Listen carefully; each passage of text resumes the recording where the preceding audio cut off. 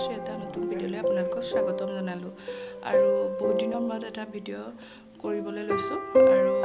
আজি সৰু ভণ্টিৰ বাৰ্থডে যিহেতু সেইকাৰণে এটা ভিডিঅ' বনাম আপোনালোককো দেখাম সম্পূৰ্ণকৈ আপোনালোকে সকলোৱে চাই থাকিব মোৰ